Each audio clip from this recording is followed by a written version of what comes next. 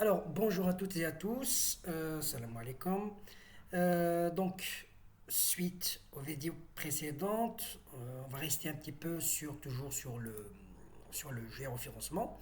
Mais là, on va changer un petit peu de cap en termes de nature de la donnée, qui est la carte géologique. Une carte géologique avec un système de projection, bon, on va dire assez ancien. Donc on va essayer de faire une petite manipulation qui nous permettra de géoréférencier cette carte. Alors, autre chose, on ne va pas travailler sur ArcMap, ArcGIS Desktop, mais on va utiliser QGIS. Voilà, c'est une façon aussi d'apprendre ce logiciel. Donc voilà. Ici, nous avons notre interface QGIS. Bon, pratiquement, comme je l'ai dit, tous les logiciels de SIG ont pratiquement la même architecture, le même concept et tout. Donc vous avez ici l'explorateur ou le catalogue de ArcGIS. Vous avez ici la table des couches où vous pouvez visualiser vos données et tout ça. Vous avez la boîte à outils de traitement et vous avez votre bloc de données. Bon, ici nous avons un peu de publicité et bon, des projets déjà faits et un projet, un modèle de projet avec. Ce qui est intéressant en fait ici, c'est que les projets ici, ils ont par défaut un système de projection, comme celui-ci par exemple, le WGS 1984. Bon, alors pour géoréférencer un petit peu, bon, pour géoréférencer ma carte, ce que je vais faire appel à l'outil géoréférencement qui se trouve dans couche géoréférencée. Voilà, je clique et il va me donner une nouvelle fenêtre. Ici, je peux chercher mon raster, c'est-à-dire ma carte, un vecteur, bon, comme par exemple des fichiers en format AutoCAD. Voilà. Nous avons une panoplie d'outils ici qui me permettent en fait de zoomer, de toucher, manipuler en gros ma carte. Alors, ce que je vais faire, je vais chercher ma carte qui se trouve quelque part ici. Bon, je vais essayer par exemple de chercher celle-ci. Voilà. Alors, géol, là voilà. Donc, avant de faire quoi que ce soit, je vais voir mes paramètres de transformation, c'est-à-dire une, un raster qui n'est pas géoréférencé. Donc, je dois lui donner, comme j'ai dit, un système de projection. Et ce qui est différent de ArcMap ici, c'est que QGIS, qu'est-ce qu'il fait? En fait, il ne touche pas au fichier original. Ce qu'il va faire, il va créer un autre. Voilà. Regardez ici. Donc, le système de coordonnées, quelque chose comme ça, bon, sa cible, c'est le WGS 1984. On va le laisser comme ça. Et je vais faire OK. Bon, il y a quelque chose qu'il faut savoir sur cette carte. C'est que, comme je l'ai dit, c'est une carte ancienne avec un système de référence en coordonnées en grade, premièrement. Deuxièmement, le méridien de référence associé, c'est le méridien de Paris, avec un maillage kilométrique allant de 0 à 20 et de 0 à 32. Voilà.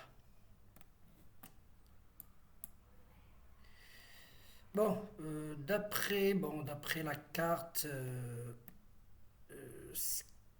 bon, ça c'est des données, bon, des informations sur ma carte. Bon, je vais chercher en bas, je vais voir est-ce qu'on a un système de projection associé ou pas. Est-ce qu'il a été affiché ou pas. Alors, on n'a rien ici. On n'a rien ici. Bon. En principe, c'est une carte avec un système de projection Lambert Nord-Algérie. D'accord.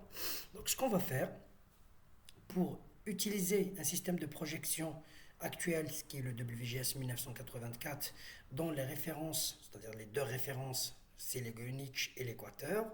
Or qu'ici, le méridien de référence est celui de Paris et le référentiel, enfin l'autre référence, référentiel plutôt, c'est l'Équateur. Alors, ce que je vais faire, c'est dans un premier temps convertir ces coordonnées en degrés.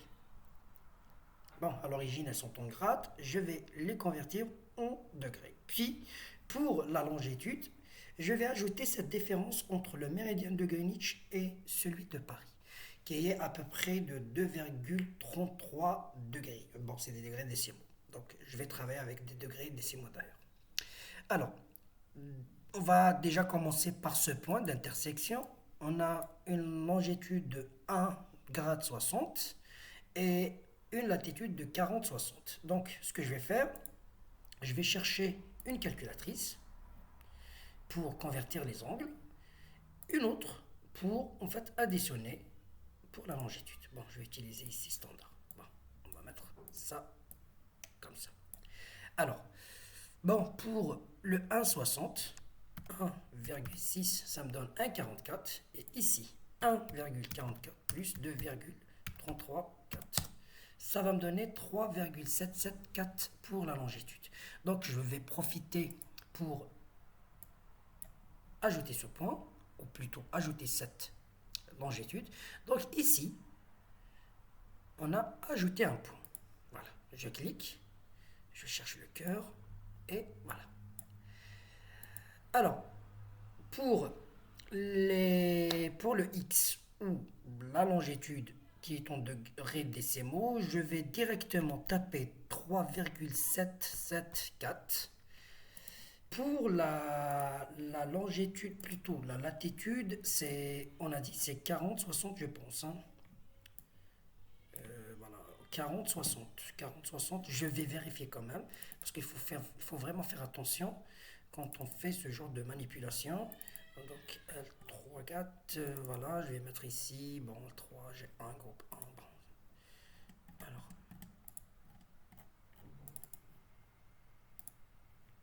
Alors, il est un petit peu en train de... Alors, je reviens.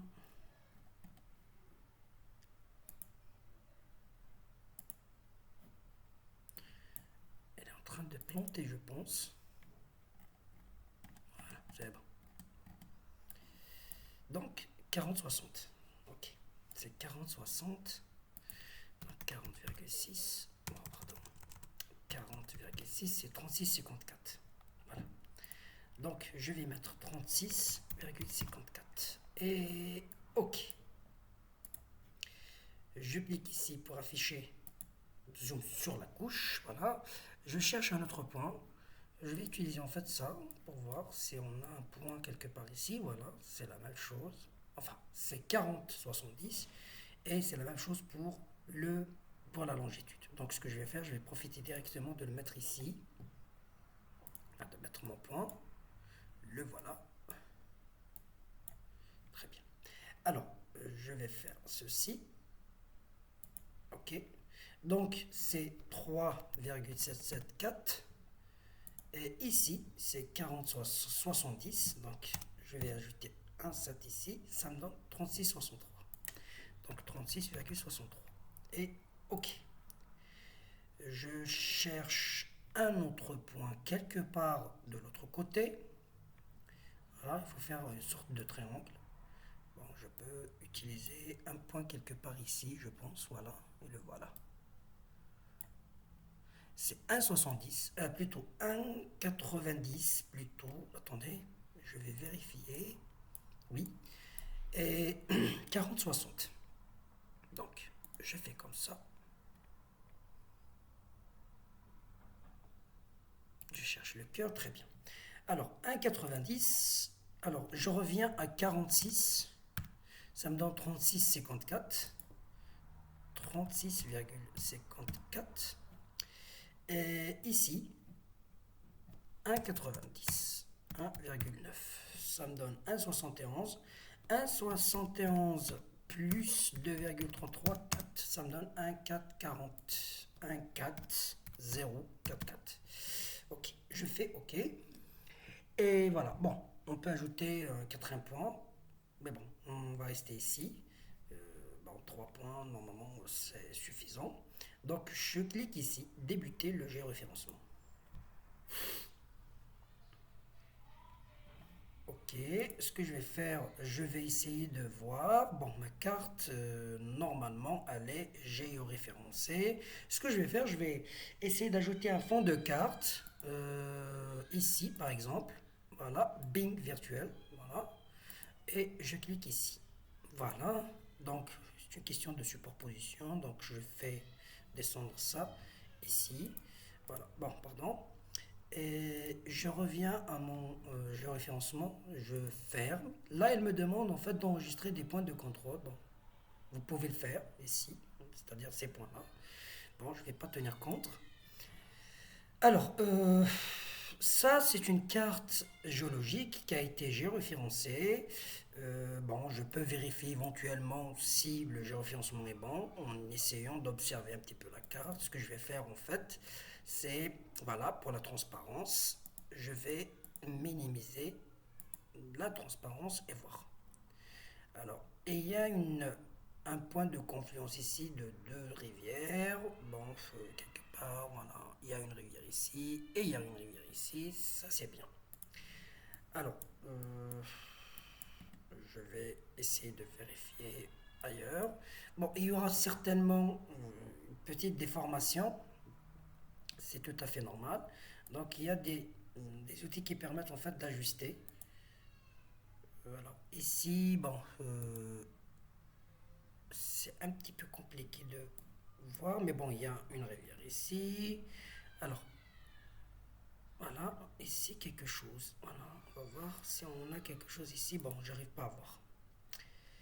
Ok, bon, c'est pas méchant, mais en gros, c'est une carte qui a été géoférencée, qui a été, bon, qui a été positionnée dans sa région réelle. Voilà. Merci à tous et à la prochaine vidéo.